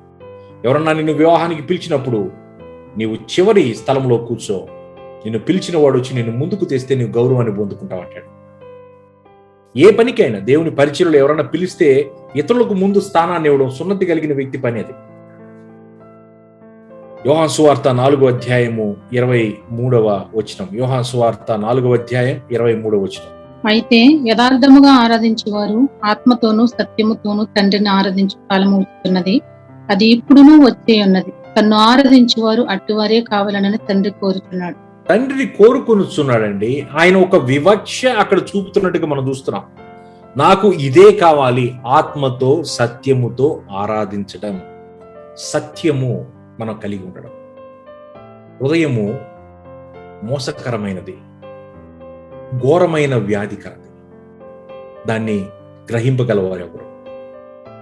హృదయంలో మోసం, పోట్లాడే తనం, ఇతరులను దూషించే స్వభావం, అది సత్యంగా. హృదయము సత్యము చేత మార్చబడిన తరువాత ప్రభు దగ్గరికి వెళ్ళి ప్రభు కృపను పొందుకొని ఆత్మతో సత్యముతో తండ్రిని ఆరాధించు కాలము వచ్చుచున్నది. ఈ యొక్క దావీదు ప్రత్యక్షపు గుడారము తిరిగి నిలబడాలి, తిరిగి కట్టబడాలి. ఆత్మతో సత్యముతో ఆరాధించు బిడ్డలు తిరిగి లేయాలి. దావీదు యొక్క ఆరాధన మనం చూస్తే, దావీదు ఆరాధనను మనం గుర్తించాలి. ఆరాధన క్రమం గురించి నేను మాట్లాడుతున్నాను.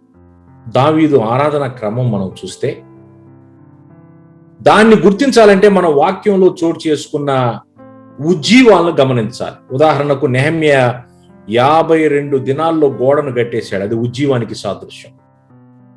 సొలొమోను మందిరాన్ని కట్టాడు, ఉజ్జీవానికి సాదృశ్యం. చూడండి, దావీదు ఆరాధనను గుర్తించాలంటే మనం ఇది వరకు జరిగిన ఉద్యమంలో మనం ధ్యానం చేయాలి. హిజ్కియా ఉద్యమం గురించి మనం చూస్తే, దావీదు తర్వాత 300 సంవత్సరాల తర్వాత జరిగిన సందర్భం ఇది. హిజ్కియా ఉజ్జీవంలో దావీదు క్రమము చొప్పున ఆరాధన క్రమాన్ని క్రమపరిచాడు. ఇది దాదాపు 300 సంవత్సరాల తర్వాత ఇలా జరిగింది. హిజ్కియా లేవీయుల్లో నుంచి వాయిద్యకారులను, పాటలు పాడు వారిని, దావీదు ఏర్పాటు చేసిన వాయిద్యాలను, కృతజ్ఞతాస్తుతులు చెల్లించడానికి సమస్తాన్ని ఏర్పాటు చేశాడండి. చూడండి, ఉజ్జీవం దేవుని విధంగానే రావాలి. అందుకని మనం ఉజ్జీవం కొన్ని దగ్గర రాస్తారు, ఉజ్జీవ కూడిక 2021, ఉజ్జీవ కూడిక 2021 రానై ఉన్నది. ఈ యొక్క మీటింగ్స్ లో మీరు ఉజ్జీవాన్ని పొందుకుంటారంటాడు. ఉజ్జీవం దేవుని సమయములో, దేవుని పద్ధతిలో, దేవుని క్రమములోనే ఉజ్జీవం వస్తుంది. ఉజ్జీవానికి సిద్ధపరచడమే ఈ ఉజ్జీవ కూడికలు మనవి. అటువంటి ఉజ్జీవం ఏ దినాన ప్రభు మనకి ఇవ్వనై ఉన్నాడో ఆ సమయానికి ఆయత్తపడిన జనాంగాన్ని సిద్ధపరచడమే ఉజ్జీవ కూడికలు. కానీ మీరు రాండి, ఉజ్జీవాన్ని పొందుకోండి, తప్పు. ఈ దినాన దేవుడు ఉజ్జీవాన్ని ఇస్తే ఎస్ వీఆర్ రెడీ, కానీ దేవుడు ప్రతిదానికి ఒక క్రమాన్ని కోరుకుంటున్నాడు, ఒక సమయాన్ని పెట్టినాడు. ఇక్కడ క్రమం ఏంటంటే, ఈ హిజ్కియా లేవీయుల్లో పాటలు పాడేవాళ్ళని నియమించాడు, వాయిద్యకారులు నియమించాడు, దావీదు వాయిద్యమును తయారు చేయించాడు, కృతజ్ఞతాస్తుతులు చెల్లించడానికి సమస్తమైన పద్ధతులను, క్రమాన్ని ఏర్పాటు చేశాడు. 2వ దినవృత్తాంతములు 29వ అధ్యాయం, 2వ దినవృత్తాంతములు 29వ అధ్యాయం 25 నుంచి 30 వరకు 5 వచనాలు చదువుదాం. 2వ దినవృత్తాంతములు 29వ అధ్యాయం 25 నుంచి 30 వరకు 6 వచనాలు. మరియు దావీదు రాజుకు దీర్ఘదర్శి అయిన గాదును, ప్రవక్త అయిన నాతానును చేసిన నిర్ణయం చొప్పున యెహోవా మందిరములో తాళములను, స్వరమండలములను, సితారాలను వాయించుటకై అతడు లేవీయులను ఏర్పాటు చేసెను. అలాగు జరగవలనని యెహోవా తన ప్రవక్తల ద్వారా ఆజ్ఞాపించి ఉండెను. దావీదు చేయించిన వాద్యములను వాయించుటకు, లేవీయులు బోరలు ఊదుటకు యాజకులను నియమించబడిరి. బలిపీఠము మీద దహన బలులను అర్పించుడని హిజ్కియా ఆజ్ఞాపించెను. దహన బలి అర్పణ ఆరంభమగుటతోనే బోరలు ఊదుటతోనూ, ఇశ్రాయేలు రాజు అయిన దావీదు చేయించిన వాద్యములను వాయించుటతోనూ యెహోవాకు స్తుతిగానము ఆరంభమాయెను. అంతసేపును సర్వ సమాజము ఆరాధించుచుండెను. గాయకులు పాడుచుండిరి, బోరలు ఊదువారు నాదము చేయుచుండిరి. దహన బలి అర్పణ సమాప్తమగు వరకు ఇదంతయు జరుగుచుండెను. వారు అర్పించుట ముగించిన తరువాత రాజును అతనితో కూడనున్న వారందరూ తమ తలలు వంచి ఆరాధించిరి. దావీదును దీర్ఘదర్శియగు ఆసాపును రచించిన శ్లోకములను ఎత్తి యెహోవాను స్తుతించుడని రాజైన హిజ్కియాయును అధిపతులను లేవీలకు ఆజ్ఞాపింపగా వారు సంతోషముతో స్తోత్రములు పాడి తల వంచి ఆరాధించారు. చూడండి, ఇక్కడ అంతా క్రమమంతా అయిన తరువాత 30వ వచనంలో దావీదును, అంటే దావీదు రాసిన కీర్తనలు, దీర్ఘదర్శియగు ఆసాపును రచించిన శ్లోకములను, మన కీర్తనలన్నీ కూడా మనం గమనిస్తే ఆసాపు పేరును కూడా చూస్తాం. దావీదు రాసిన కీర్తనలు, శ్లోకములను ఎత్తి యెహోవాను స్తుతించుడని రాజైన హిజ్కియాయును అధిపతులను లేవీలకు ఆజ్ఞాపించగా వారు సంతోషముతో స్తోత్రములు పాడి తల వంచి ఆరాధించిరి. స్తుతి స్తోత్రము ఆరాధన రెండు వేరు వేరు భాగములుగా ఉన్నాయి. దిస్ ఈజ్ ఇంగ్లీష్ లో ఇట్స్ డేవిడియాక్ వర్షిప్. కీర్తనలు పాడడం, దావీదును ఆసాపును రచించిన కీర్తన. పాటల్లో మనం ఏం పాడుతున్నాం అన్నది చాలా ప్రాముఖ్యమైనది. కానీ అనేక మంది నూతన నిబంధన ప్రకారం ఈ ఆరాధన మనకు వర్తించదు అని అనడానికి గల కారణం ఏంటో తెలుసా? మనం దావీదు కీర్తనలు పాడాలా, ఆసాపు వాళ్ళు రచించిన కీర్తనలు పాడాలా? ఎందుకు అనేక మంది ఈ కొత్త నిబంధన ప్రకారము నూతన నిబంధనలో మనకి ఈ ఆరాధన వర్తించదు అనే మాట ఎందుకంటారో తెలుసా? వాళ్ళ అపోస్తుల కార్యం 15వ అధ్యాయంలో ఇవ్వబడిన మాటను వాళ్ళు గుర్తించలేకపోతున్నారు. అపోస్తుల కార్యం 15వ అధ్యాయం 16, 17లో చూడండి అక్కడ ఏం జరిగిందో. అపోస్తుల కార్యములు 15, 16, 17, 15వ అధ్యాయము 16, 17 వచనాలు. ఆ తరువాత నేను తిరిగి వచ్చేదను, మనుషులలో కడమవారును నా నామము ఎవరికి పెట్టబడెనో ఆ సమస్తమైన అన్యజనులను ప్రభువును వెతుకున్నట్లు పడిపోయిన దావీదు గుడారమును తిరిగి కట్టెదను. దాని పాడైన వాటిని తిరిగి కట్టి దాన్ని నిలువబెట్టెదనని అనాది కాలము నుండి ఈ సంగతులను తెలియపరిచిన ప్రభువు సెలవిస్తున్నాడు అని వ్రాయబడి ఉంది. చూడండి, పడిపోయిన దావీదు గుడారాన్ని తిరిగి కట్టడం మాత్రమే కాదు, దాని పాడైన వాటిని తిరిగి కట్టి దానిని నిలువబెట్టెదనని. ఉజ్జీవానికి ముందు ఆరాధన క్రమము దైవికంగా మారాలి. ఆరాధన క్రమములో దావీదు కీర్తనల చేత ఉజ్జీవానికి ముందు ఇక్కడ హిజ్కియా అంటున్నాడు దావీదు రచించిన శ్లోకములు, అదేవిధంగా ఆసాపు రచించిన కీర్తన, వీటిని మీరు శ్లోకములు ఎత్తండి, పాడండి అనగా అందరూ స్తోత్రములు చెల్లించి తలలు వంచి ఆరాధించారు. ఉజ్జీవం వచ్చిన ప్రతిసారి కూడా దావీదు ఆరాధనను క్రమపరచడం మనం అనేక ఉజ్జీవాల్లో చూశాం.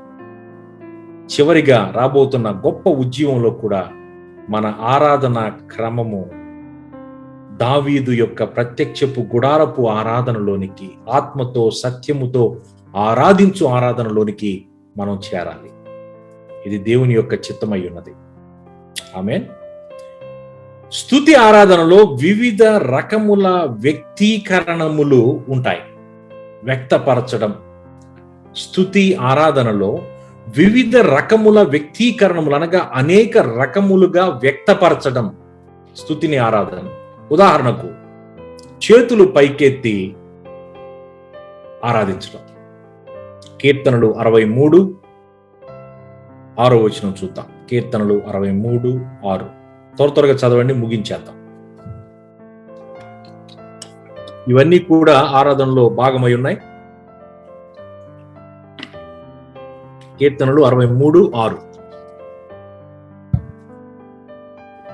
కాగా నా జీవిత కాలం అంతయు నేనేలాగు నిన్ను స్తుతించెదను, నీ నామమును బట్టి నా చేతులెత్తెదను. సో ఆరాధనలో, స్తుతి ఆరాధనలో ఒక వ్యక్తీకరణ అంటే వ్యక్తపరచు విధం ఏంటంటే చేతులు ఎత్తి దేవుణ్ణి ఆరాధించడం. చాలా సంఘాల్లో చేతులు ఎత్తడం తప్పు. కానీ పడిపోయిన దావీదు గుడారము తిరిగి కట్టబడి పాడైపోయిన దాని స్థలములు తిరిగి కరెక్ట్ చేయబడే సమయంలో తిరిగి ఆ ఆరాధనను దేవుడు ఆయన పునరుద్ధరించనై ఉన్నాడు. చేతులెత్తి దేవుణ్ణి ఆరాధించడం. అదేవిధంగా కీర్తనలు 134:2 వాటి యొక్క అర్థములు ఇవన్నీ కూడా ఈసారి ఎప్పుడన్నా మనం ఒకసారి మెసేజ్లో విందాం. కానీ ఏ విధంగా మనం వ్యక్తపరుస్తాం ఆరాధన అనే విషయాలు మనం చూద్దాం. కీర్తనలు 134:2 పరిశుద్ధ స్థలము వైపు మీ చేతులెత్తి యెహోవాను సన్నుతించుడి. పరిశుద్ధ స్థలము వైపు మీ చేతులెత్తి యెహోవాను సన్నుతించుడి. చేతులెత్తి దేవుణ్ణి సన్నుతించటం. అదేవిధంగా కీర్తనలు 141:2 కీర్తనలు 141:2 నా ప్రార్థన ధూపములను నేను చేతులెత్తుట సాయంకాల నైవేద్యములను నీ దృష్టికి అంగీకారములగును గాక. ఒక దగ్గర ఒక పాస్టర్ మీద గొడవకి వెళ్ళిపోయారు. ఏంటయ్యా నువ్వు చేతులు ఎత్తమని చెప్పని చెప్తా ఉన్నావు ప్రతిసారి, మేము ఎలా చేయాలో మాకు తెలుసు ఆరాధన. చూడండి, అటువంటి పరిస్థితుల్లో ఎదురు తిరిగే జనం మధ్య మనం ఉన్నాం. దేవుని ఆరాధనని ప్రభువే తేవాలి. మన హృదయాలు మార్చబడాలి. ఎందుకు చేస్తున్నాం చేసే పనులంటే ఎవరికి తెలియని పరిస్థితిలో ఉన్నాం. ఎందుకు చేస్తున్నాం ఈ పని, ఎందుకు చేతులు ఎత్తడం లేదు, వాక్యంలో ఇలా ఉంది కదా అని అంటే దానికి ఆన్సర్ లేదు. ఎందుకు చేస్తున్నామో చేస్తున్నాం. రెండవదిగా మనం చూస్తే చప్పట్లు కొట్టుట. కీర్తనలు 47:1 కీర్తనలు 47:1 సర్వజనులారా చప్పట్లు కొట్టుడి, జయధ్వనులతో దేవుని గూర్చి ఆర్భాటము చేయుడి. సర్వజనులారా చప్పట్లు కొట్టుడి, జయధ్వనులతో దేవుని గూర్చి ఆర్భాటము చేయుడి. సర్వజనులారా చప్పట్లు కొట్టుడి. మొట్టమొదటిది చేతులెత్తి స్తుతించడము, ఆరాధించటం. రెండవది చప్పట్లు కొట్టుడి, జయధ్వనులతో దేవుని గూర్చి ఆర్భాటము చేయుడి. మూడవది నాట్యమాడుట. కీర్తనలు 149:3 కీర్తనలు 149:3 నాట్యముతోనూ వారు ఆయన నామమును స్తుతించుదురుగాక, తంబురతోనూ సితారతోనూ ఆయనను గూర్చి గానము చేయుదురుగాక. చూడండి, ఇవి ఆరాధనను, సియోను యొక్క ఉన్నత ఆరాధనను వ్యక్తపరిచే విధముల్లో భాగం చెప్తున్నాం మనం ఇక్కడ. ఆరాధన క్రమం ఎలా రావాలి, వాటిలో ఏమేమి ఉంటున్నాయి, ఎలా వ్యక్తపరుస్తున్నాం మనం పూర్ణ ఆత్మతో, పూర్ణ మనసుతో. చప్పట్లు కొట్టుచు, చేతులు పైకెత్తి, నాట్యమాడుచు, నాట్యముతో వారు ఆయన నామమును స్తుతించుదురుగాక. నాట్యం అంటే నేను చెప్పేది సినిమాలో చూసిన నాట్యం కాదండి. లండన్లో ఒకసారి మీటింగ్ జరుగుతుంటే ఒక ఆమె పాము నాట్యం నేర్చుకుని వచ్చింది. ఆమె అది వేయడం మొదలుపెట్టి మన వాళ్ళు పాటలన్నీ ఆపేసి నాట్యం వైపు చూడడం మొదలుపెట్టారు. 2012లోనో 10లోనో జరిగింది. అది 12లో కాదు 10లోనో. అంత భయంకరమైన పద్ధతులు ఉన్నాయి. నాలుగవది సంతోషముతో దేవుణ్ణి మనం స్తుతించడం. చూడండి, కీర్తనలు 149:2 వచనం చూద్దాం. ఆయన దూతలారా మీరందరూ ఆయనను స్తుతించుడి, ఆయన సైన్యములారా మీరందరూ ఆయన స్తుతించుడి. Is that the one? సంతోషముతో 149:2 అదేనమ్మా. చూడండి, 149. ఇశ్రాయేలులు తమ్మును పుట్టించిన వారిని బట్టి సంతోషించుదురుగాక, సియోను జనులు తమ రాజును బట్టి ఆనందించుదురుగాక. ఇశ్రాయేలు తమ్మును పుట్టించిన వారిని బట్టి సంతోషించుదురుగాక. సంతోషముతో సియోను జనులు తమ రాజును బట్టి ఆనందించుదురుగాక. సంతోషముతో, ఆనందముతో, రిజాయిసింగ్. ఆరాధనలో, స్తుతులలో రిజాయిసింగ్, ఆనందం ఉండాలి, సంతోషం ఉండాలి. ఐదవదిగా చూస్తే జయధ్వనులతో దేవుణ్ణి ఆరాధించడం. కీర్తనలు 47:1 కీర్తనలు 47:1 సర్వజనులారా చప్పట్లు కొట్టుడి, జయధ్వనులతో దేవుని గూర్చి ఆర్భాటము చేయుడి. సర్వజనులారా చప్పట్లు కొట్టుడి, జయధ్వనులతో దేవుని గూర్చి ఆర్భాటము చేయుడి. సో చప్పట్లు కొట్టడం, చేతులెత్తి దేవుణ్ణి స్తుతించడం, నాట్యమాడటం, జయధ్వనులతో దేవుణ్ణి స్తుతించడం, సంతోషముతో, ఆనందముతో దేవుణ్ణి ఆరాధించటం. ఆరవది స్తుతులతో దేవుణ్ణి కొనియాడటం. చూడండి, కీర్తనలు 50:23. వీటి గురించి నెక్స్ట్ టైం మనం ఒక రోజు ఇంకొంచెం డీటెయిల్డ్గా మనం డిస్కస్ చేద్దాం. బట్ ఎట్ ద మూమెంట్ టైంను బట్టి నేను హెడ్డింగ్స్ మాత్రమే చెప్తున్నాను. స్తుతులతో దేవుణ్ణి స్తుతియాగం అర్పించువాడు నన్ను మహిమపరచుచున్నాడు. నేను వానికి దేవుని రక్షణ కనుపరచున్నట్లు వాడు మార్గము సిద్ధపరచుకొనెను. చూడండి, స్తుతియాగము అర్పించువాడు నన్ను మహిమపరచుచున్నాడు. స్తుతులతో దేవుణ్ణి మనం చూడండి, ఎంతసేపు ఏం కావాలన్నది కాదు, ఎంతసేపు మన బాధల్ని గుర్తు చేసుకుంటూ నో నో నో స్తుతి యాగముతో ఆయన ఏమై ఉన్నాడో దాన్ని బట్టి స్తుతి. మనల్ని సజీవ లెక్కలో పెట్టిన దేవునికి స్తుతి యాగము. మనము ధూళి వంటి వారము, మన పైన ఆయన చూపుతున్న కరుణ, జాలి, దయ కనికరాన్ని బట్టి దేవునికి స్తుతి. ఈ భూమిని సమస్తమును నోటి మాట ద్వారా పరిపాలిస్తున్న దేవునికి స్తుతి. స్తుతి యాగము అర్పించువాడు నన్ను మహిమపరచుచున్నాడు. మన స్తుతి దేవుణ్ణి మహిమపరచున్నదిగా ఉండాలి. 7వది, పాటలతో ఆయన్ని మనం స్తుతించాలి. 2వ దినవృత్తాంతములు 20వ అధ్యాయం 21వ వచనం చూద్దాం. 2వ దినవృత్తాంతములు 20వ అధ్యాయం 21వ వచనం. 2వ దినవృత్తాంతములు 20వ అధ్యాయం 21వ వచనం. మరియు అతడు 20:21 అమ్మా. మరియు అతడు జనులను హెచ్చరిక చేసిన తరువాత యెహోవాను స్తుతించుటకు గాయకులను ఏర్పరిచి వారు పరిశుద్ధ అలంకారములు ధరించి సైన్యము ముందర నడుచుచు యెహోవా కృప నిరంతరం ఉండును, ఆయనను స్తుతించుడి అని స్తోత్రము చేయుటకు వారిని నియమించెను. 22 అమ్మా. వారు పాడుటకును స్తుతించుటకును మొదలు పెట్టగా యెహోవా యోధా వారి మీదకి వచ్చిన అమ్మోనీయుల మీదను మోయాబీయుల మీదను శేయూరు మన్యముల మీదను మాటుగాండ్రను పెట్టిను గనుక వారు హతులైరి. చూడండి, ఇక్కడ వాళ్ళు పాట పాడుచు స్తుతించుచు వాళ్ళు ముందుకు వెళ్ళుచుండగా శత్రువును దేవుడు నాశనం చేసేశాడు. హతులైపోయారండి శత్రువులు. పౌలు శీలలు ఇద్దరూ కూడా జైల్లో వాళ్ళు దేవునికి కీర్తనలు పాడుచు స్తుతిస్తుండగా గొప్ప ఆరాధనలో చెరసాల పునాదులు గదిలాయి. చూడండి, ఆరాధన క్రమము మనది మారాలి. ఆత్మతో ఆరాధించడం, మన యొక్క ఆరాధన క్రమములో మనం మార్పును కోరుకోవాలి. పాటలతో దేవుణ్ణి స్తుతించడం. అపోస్తుల కార్యములు 16వ అధ్యాయం 24 నుంచి 30 వరకు మనం చదవాల్సిన అవసరం లేదు. పౌలు శీలలు వాళ్ళిద్దరూ స్తుతిస్తుండగా ఆ యొక్క గడప కమ్ములు మొత్తం కదిలిపోయినాయి భూకంపానికి. ఆయన నిన్న నేడు నిరంతరము దేవుడు ఏకమై ఉన్నాడు. 8వదిగా కృతజ్ఞతాస్తుతులతో, కృతజ్ఞత కలిగిన హృదయముతో స్తుతించడం. కీర్తనలు 100వ కీర్తన 100వ కీర్తన 4వ వచనం. Psalms 100:4. 100వ కీర్తన 4వ వచనం. కృతజ్ఞతార్పణలు చెల్లించుచు ఆయన గుమ్మములో ప్రవేశించుడి, కీర్తనలు పాడుచు ఆయన ఆవరణములలో ప్రవేశించుడి, ఆయనను స్తుతించుడి, ఆయన నామమును గణపరచుడి. చూడండి, కృతజ్ఞతాస్తుతులు చెల్లించుచు ఆయన గుమ్మములలో ప్రవేశించుడి, కీర్తనలు పాడుచు ఆయన ఆవరణములలో ప్రవేశించుడి, ఆయనను స్తుతించుడి, ఆయన నామమును గణపరచుడి. ఇది ఆరాధనలో మన జీవితంలో మారవలసిన పరిస్థితులు.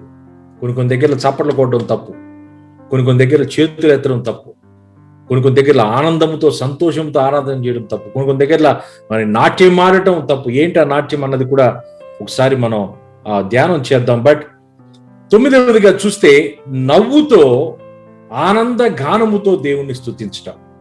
కీర్తనలు 126 2వ వచనం. కీర్తనలు 126 2వ వచనం. మనము కలలు కనిన వారి వలె నుంటిమి, మన నోటి నిండా నవ్వుండెను, మన నాలుక ఆనందగానముతో నిండి ఉండెను. అప్పుడు యెహోవా వీరి కొరకు గొప్ప కార్యములు చేస్తునని అన్యజనులు చెప్పుకునేది. చూడండి, మన నోటి నిండా నవ్వుండెను, మన నాలుక ఆనందగానముతో నిండి ఉండెను. నాలుక ఆనందగానముతో నిండి ఉండెను. ఈ విషయాలు మనం జాగ్రత్తగా గుర్తుపెట్టుకోవాలి. నిజమైన ఆరాధనలో, దావీదు క్రమపరిచిన ఆరాధనలో నవ్వుతో ఆనందముతో దేవుణ్ణి స్తుతించడం, దేవుణ్ణి ఆరాధించటం, కృతజ్ఞతాస్తుతులతో ఆయన్ని ఆరాధించటం, గణపరచడం, అదేవిధంగా పాటలతో ఆయనను స్తుతించటం, స్తుతులతో ప్రభువును ఆరాధించడం, గణపరచడం, జయధ్వనులతో దేవుణ్ణి ఆరాధించడం, స్తుతించడం, సంతోషముతో నాట్యమాడుటతో దేవుణ్ణి స్తుతించడం, ఆరాధించడం, చప్పట్లు కొట్టడంతో దేవుణ్ణి ఆరాధించడం, చేతులు పైకెత్తి దేవుణ్ణి ఆరాధించడం.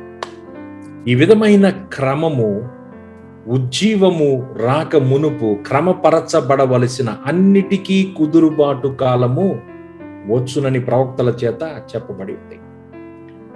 ఆరాధనలో ఈ క్రమపరచబడిన ఆరాధన ఉజ్జీవానికి ముందు చోటు చేసుకో. దేవుడు అటువంటి ఉజ్జీవములో అనేక మంది బిడ్డలను ప్రభువు నిజమైన ఆరాధనతో ప్రభుని వాడుకోవాలి. దావీదు కీర్తనలను, ఆసాపు కీర్తనలతో తిరిగి సంఘము పునరుద్ధరణ చూడాలి. దేవునికి ఏది ఇష్టమో ఆ అగ్నినే మనం తీసుకురావాలి. కానీ అన్యాగ్ని చేత నచ్చింది కదా, మెచ్చింది కదా అని అన్యాగ్ని చేత మనము ఇష్టానుసారమైన ఆరాధనను తేకూడదు.